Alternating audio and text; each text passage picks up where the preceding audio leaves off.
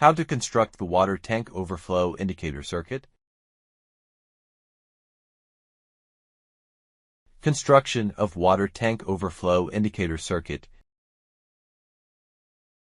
Connect the collector terminal of the BC547 transistor to the negative terminal of the buzzer using a jumper wire. Connect the base middle pin of the transistor to one end of the 330 ohm resistor. Connect the other end of the 330 ohm resistor to sensor wire one end of a 10k ohm resistor. Connect the other end of the 10k ohm resistor to the negative ground terminal of the battery.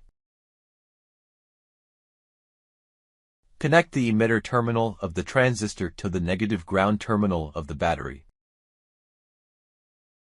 Connect the positive long terminal of the buzzer to the positive terminal of the battery. Connect sensor wire to the positive terminal of the battery. For full video, click on below link, or subscribe and visit at Book of Technical channel.